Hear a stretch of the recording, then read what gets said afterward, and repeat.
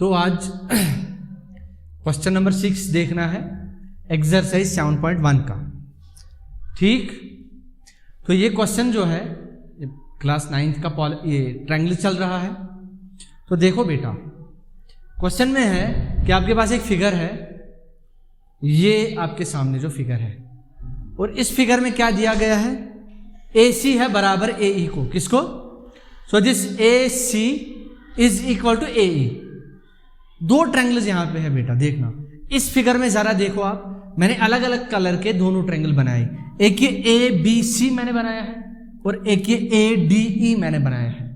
तो these are two different triangles. तो बात ये है कि गिवन क्या है, एक ये AC जो है ये वाला, this AC is equal to AE, ये मैंने एक लाइन से इनको इक्वल करके दिखाया है। उसके बाद है one more information, AB is equal to AD। ये जो AB है ये इस AD के बराबर है। अब देखना ये जो AC है ना, ये किस ट्रायंगल में आता है, ये ABC में आता है, और ये AE किस में आता है, ये ADE में आता है। बात समझ आई? और उसके बाद ये AB ADC में आता है और ये AD ADE में आता है। तो ये तो गिवन है कि ये इक्वल है।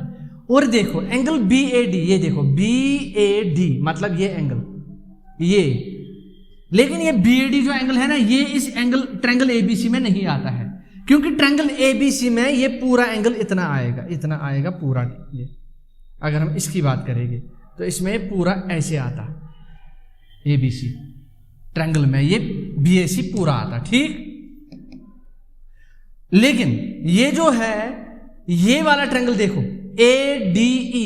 ADE में पूरा ट्रायंगल पूरा एंगल ऐसे आता, ऐसे, लेकिन इसने यहां तक बोला, इसने यहां तक बोला, ये एंगल BAD जो है वो बराबर है EAC को। इधर देखो जो ये वाला एंगल है वो इक्वल है इसको। क्लियर? अब अच्छे से ध्यान देना। लेकिन देखो इस एंगल को इतना अगर जोड़ेंगे, इस वाले एंगल को अगर इतना जोड़ेंगे, ये बनेगा ना BAC बनेगा, और इस एंगल में अगर इतना जोड़े तो ये बनेगा EAD बनेगा। अब देखो जब मैं अब बोलोगे आप सर आप ये क्यों जोड़ रहे हो, मैं इसलिए जोड़ रहा हूं क्योंकि अगर मैं इस एंगल को, आप पहले देखना हमें प्रूव क्या करना है, that this BC is equal to DE, ये BC बराबर है DE को। उसके लिए मैं ये दो ट्रायंगल्स, एक ये ट्रायंगल और ये ट्रायंगल, इनको मैं कॉन्ग्रुएंट दिखाऊंगा। और आपको पता है जब दो ट्रायंगल्स कॉन्ग्रुएंट होते हैं then their corresponding parts are equal, जो जिस पे गिरेगा वो उसके इक्वल होगा। तो ये देखो आप अगर देखोगे ये जो एंगल, ये ट्रायंगल है ABC, ये यहां तक है पूरा, ये ऐसे ये ट्रायंगल, और ये ट्रायंगल ADE, अगर ये आपस में कॉन्ग्रुएंट हुई, ये BC पे कौन गिरेगा, BC पे DE गिरेगा, and in that case these two sides are equal by CPCT। वो आपको याद है ना। इसलिए मैं कर क्या रहा हूं, देखना मेरे पास ये जो दो ट्रायंगल्स हैं इनको मैं यहां पे थोड़ा सा अलग कर रहा हूं। ये मानो आपके पास है ऐसे, सो दिस इज से, ये है आपके पास A, ये है B और ये है C, और यहां पे है दूसरा ट्रायंगल कुछ ऐसे, ऐसे है कुछ दूसरा ट्रायंगल ऐसे। सो ये है A, लेकिन यहां पे है E और यहां पे है D। Now what is given? Given ये है कि जो AC है वो AC किसको बराबर है, वो AE को बराबर है। क्लियर? उसके बाद देखो बेटा, उसके बाद गिवन है AB, ये जो AB इसका साइड है वो किसके बराबर है, वो AD के बराबर है, इसके बराबर है। तो दो साइड्स तो बराबर आ गए। आपने एक रूल पढ़ा है ना SAS, तो ये A बराबर होना चाहिए इसको। अब बोलोगे सर ये कॉमन है, कॉमन नहीं है। देखो ये कौन सा एंगल है, ये BAC है और ये कौन है, ये EAD है। तो ये देखो BAC और ये EAD अगर ये आपस में बराबर आए तो by SAS congruence rule these two triangles are congruent. जब ये कॉन्ग्रुएंट हुए तो जब आप इसको इस पे रखोगे, कोइंसाइड कराओगे, ओवरलैप कराओगे, तो BC पे कौन गिरेगा, DE गिरेगा, तो BC को DE के बराबर होना पड़ेगा। तो वही तो आपको शो करना है। तो ये BAC मुझे दिखाना है। असल में क्वेश्चन यहां पे बचा, क्वेश्चन जो है, क्वेश्चन में आपको बस अगर इतना दिखाना है दैट एंगल BAC ये है बराबर एंगल EAD के, तो that means we are done. अब लेकिन इसने जो इंफॉर्मेशन दी, इसने बोला है एंगल BAD, क्या बोला इसने बोला एंगल BAD है बराबर किसको, एंगल EAC को। ये देखो आप गिवन इंफॉर्मेशन, ये BAD देखते हैं कहां तक है, ये BAD यहां तक है, लेकिन ये होना चाहिए था BAC, तो इसको कितना चाहिए, इतना चाहिए ना, इतना, आप समझ रहे हो ना, तो इस एंगल को इतना चाहिए, उतना ही तो इसको चाहिए ना। तो क्या होगा, मैं ऐसे इंप्लाई करूंगा एंगल BAD प्लस में लिखूंगा, कौन सा वाला एंगल है ये, प्लस है ये एंगल DAC या प्लस एंगल CAD। देखो ये दो एंगल्स आपस में बराबर है, अगर मैं इनको सेम एंगल ऐड करूंगा तो ये फिर भी से इक्वल रहेंगे। तो मैंने यहां CAD ऐड किया, ये CAD ऐड किया। अब मैं यही करूंगा ऐड किस में, अब मैं यही ऐड करूंगा EAD में। तो एंगल EAD ये मुझे प्रूव करना था, ये मुझे प्रूव करना था, ठीक ना, ये गिवन है, गिवन ये है, मुझे प्रूव ये करना है, this is what I need to prove. तो उसके बाद ये BAD को मैंने ऐड किया, ये यही मैं इसको भी ऐड करूंगा, EAC को, सॉरी हाँ, यहां पे देखते हैं, यहां पे मैं ये इसको ऐड करूंगा, किसको, EAC को। तो EAC यहां तक है, इसको मैं जोड़ूंगा CAD, यहां तक जोड़ूंगा प्लस एंगल CAD। अब आप देखना, तो what does it imply, so it implies, देखो angle BAD plus angle CAD, ये BAD यहां तक और ये CAD यहां तक, तो ये पूरा बन जाता है BAC।